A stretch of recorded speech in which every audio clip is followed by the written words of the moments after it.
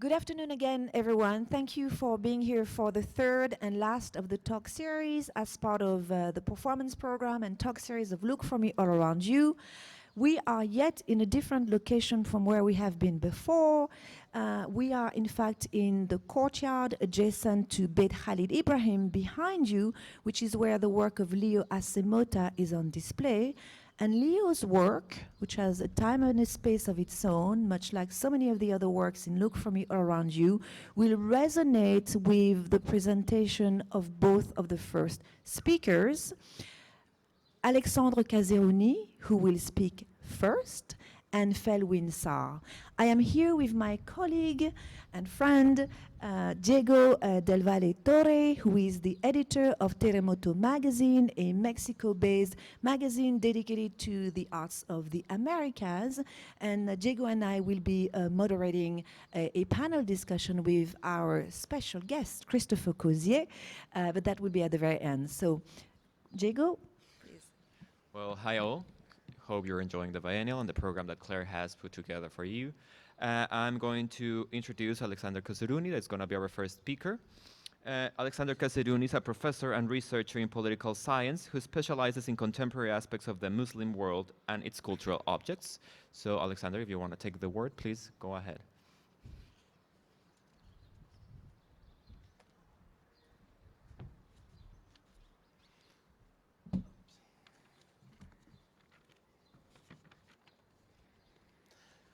Thank you, everybody, for being here. I would like to thank, first and foremost, Claire Tancons and also the Sharjah Biennial for their invitation, for making our interaction today possible.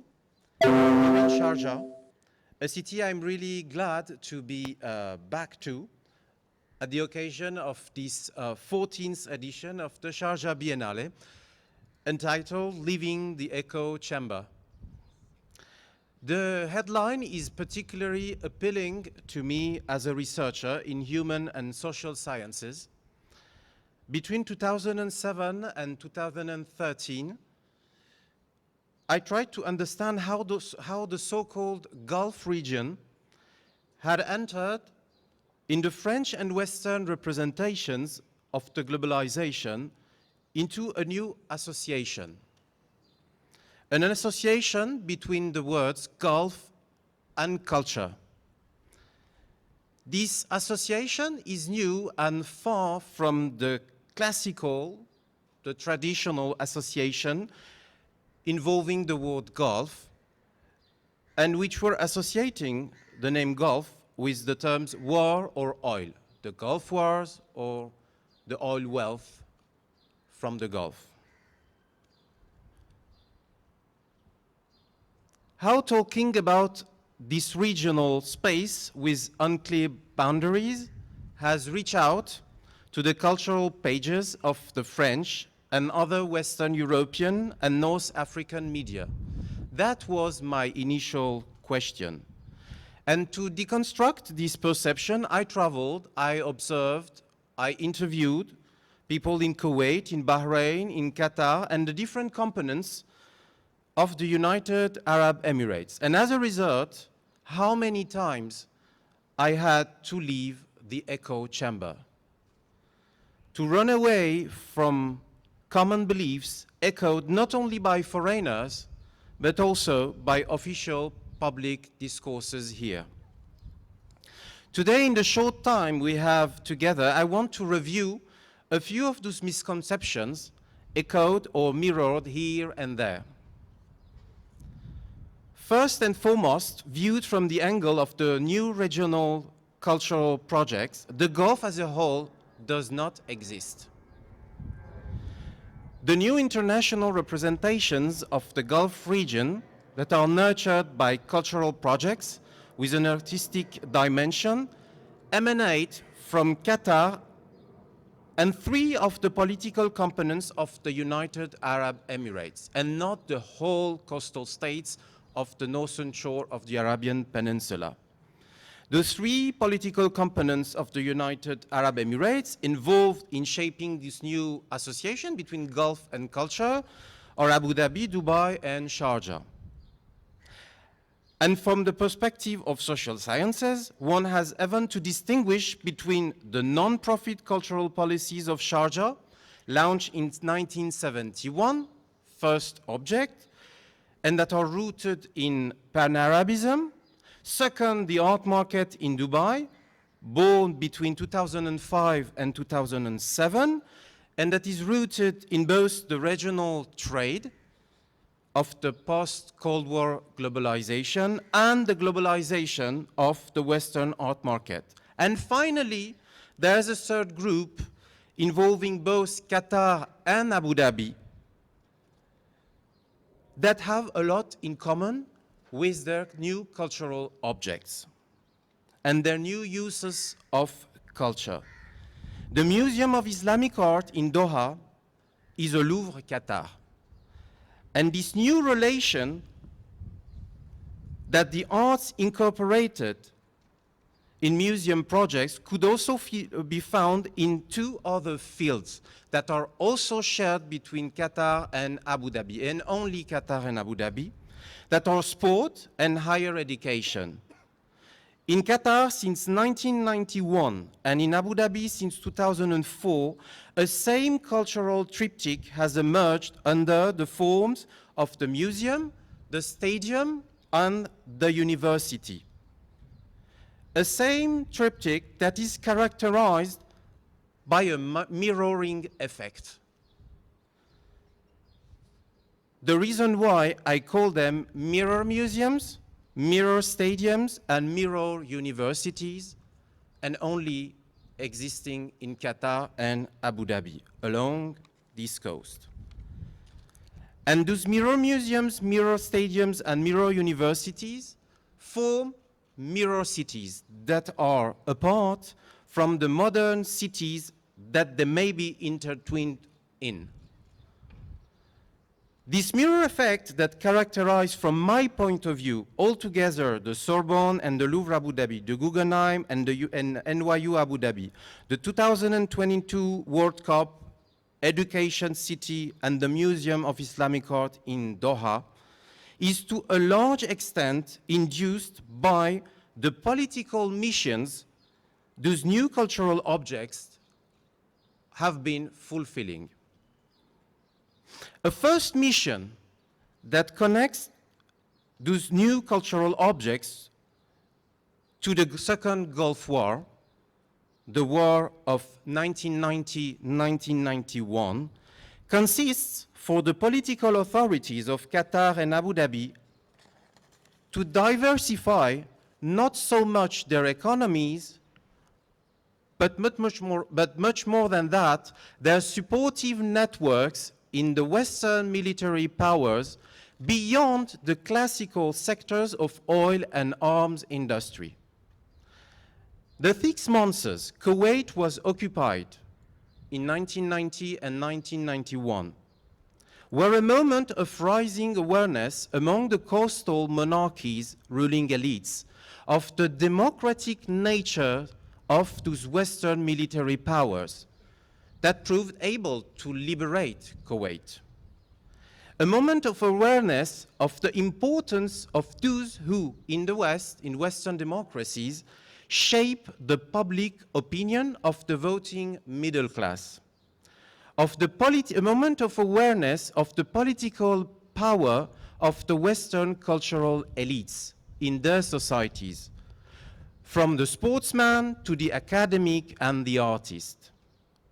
If there may be a diversification of the economy in the future thanks to those new cultural projects, there has been for sure since the 90s, since their launch in Qatar and since 2004, their launch in Abu Dhabi, another diversification that has taken place, which is the diversification of those supportive networks of Qatar and Abu Dhabi in France, in the UK, and the United States.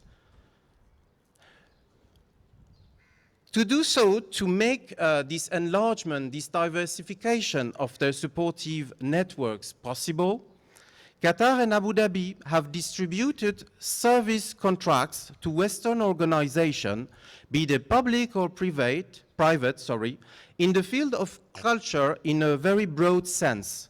And organizations like Qatar Museum Authority or Abu Dhabi Tourism and Culture Authority enabled them to work free from negotiating the contents of those new platforms with the local cultural administrations of the ministries in charge of culture in the UAE and in Qatar since the 1970s.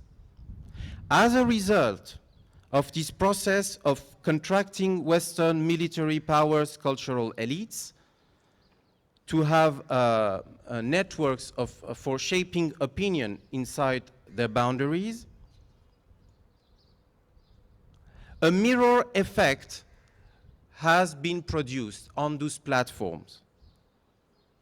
Mirrored effects that we can find in that do not prevent those new platforms of being innovative, as in the case of Louvre Abu Dhabi, in particular, nurtured by post-colonial studies, but they do not result from a dialogue.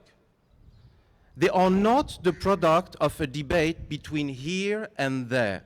This is the reason why I choose to name them mirror museum, mirror stadiums, and mirror universities. The debates that nurtured those projects did not happen here, they happened there. And they were very rich sometimes and produced innovations. But don't think that it could lead us to qualify those new cultural platforms that have diversified the cultural, the supportive networks that benefit the ruling monarchies of the Gulf in the West. Do not think that it could lead us to qualify them as neo-colonial or neo-orientalist. Those cultural projects are the opposite. By becoming able to offer France, the UK, and the USA the possibility to mirror from spaces located in the Arabian Peninsula, their views, by enabling them to mirror from spaces located in the Arabian Peninsula, their views over the world in general, and the world of Islam in particular, Qatar and Abu Dhabi have generated a new rent for their ruling elites. A new rent that is not based on oil, but on culture. Nowadays, Qatar and Abu Dhabi could be considered as having, besides their oil economic rent, also a cultural rent. Islam as a religion has settled in the West since the 1970s and become an internal political issue in France and the UK, and to a lesser extent in the USA. Talking about Islam, defining this religion, has become a need for the political and administrative authorities of those Western countries of immigration. The Museum of Islamic Art and the Louvre Abu Dhabi are tools that help legitimize Western say over Islam for an internal sociopolitical use by mirroring it from the lands of the Arabian Peninsula, where Islam was born. Orientalism, in Edward Said's view, was the continuation of a relation of domination of the Westerners over the Islamic lands beyond the imperial colonial age. But what I understood from the cultural triptych of Qatar and Abu Dhabi is that the mirror effect increases the power of the Qatari and the Emirati over the Western counterpart in the international balance of power. Those mirror platforms have helped them to enter the internal political life of Western military powers, to become political actors inside their democratic systems, by answering different needs that are not anymore only financial, but also cultural. This political gain for Qatar and Abu Dhabi, as political entities on the world stage, has also impacted them internally. Not by allowing Western contractors to play a social role here, even when they are living here. The mirror platforms are isolated from the rest of the urban frame of Doha or Abu Dhabi, and from the local society by the organizations that employ them. Organizations that are independent agencies outside the administration of the local modern state with its ministries. And in the case of Qatar, this organization is Qatar Museum Authority, and in the case of Abu Dhabi Tourism and Culture Authority. By tending to the monopoly of national representation of Qatar and the UAE through culture on the world stage, the mirror museums, universities, and sport events have reduced the participation of the local national middle class made out of civil servants employed by the ministries of the state in the framing of the representation of Qatar or the UAE on the world stage. In front of whom? In front of the foreigners. And in particular, those who still shape international cultural norms and those who are much involved in both the defense and the security of the Gulf states. Seen from that angle, the importation of the Western cultural brands of liberalism from the Louvre to NYU, from UCL to the World Cup, from museums to universities and sport events, have reduced here political participation. The ministries in charge of culture and the national employees have a marginal role in the developments of those mirror platforms.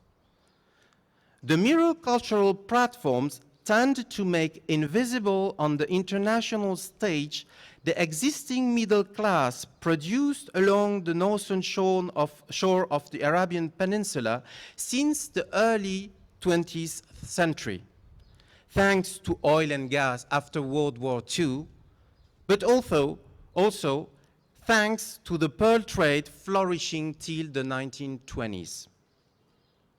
The institutionalization of culture along this coast that goes from Kuwait City to Sharjah is much older than it is said in the echo chamber we should maybe leave. Inside the echo chamber, I have been used to hear the name Louvre des Sables, the Louvre in the sands, al Louvre fil Rimal. This phrase appeared in the fall of 2006. It was first used in France by those rejecting inside the French administration the project, but it ended up being used by those defending the project at its opening in November 2017, a decade later. This nickname, Louvre des Sables, let people follow the common belief that Kuwait, Bahrain, Qatar, and the UAE are part of a cultural desert, where lately, in the context of the globalization of the post-Cold War era, and by resorting to foreign expertise, culture has risen. This currently widespread representation is contradicted by the history and the sociology of cultural institutions in the Arabian Peninsula. Due to their geographical location and their economic activities, the port cities of the northern shore of the peninsula have had an early access to cultural models coming from Europe and incorporating what is called modernity. The first cultural institutions that could be qualified as modern along the coast and have been called as such in Arabic date back to the 1910s, 1920s, when the first so-called modern schools, al-Madaris al-Haditha, and the first so-called cultural clubs, al-Andiya al-Thaqafiyya, were founded by local merchant families in Kuwait and Bahrain.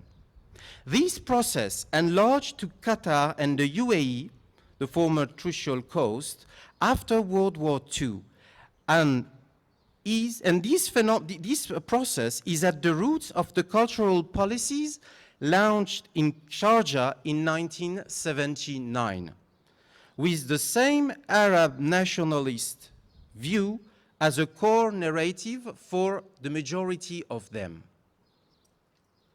Not only museums of local antiquities and regional heritage, the so-called Matahif at Al-Athar wal-Turath, like the National Museum in Al Ain or the Dubai Museum, not only theaters and book fairs came out of this process, but also in the 1980s, a national cultural administration, part of a national middle class. And one of the main phenomenons to think of in political science, my scientific discipline, to analyze and understand the mirror museums, stadiums, and university is the absence of this social category in their conception and in their implementation. They are made invisible on the world stage when they exist and keep on producing cultural objects inside the national boundaries of their countries.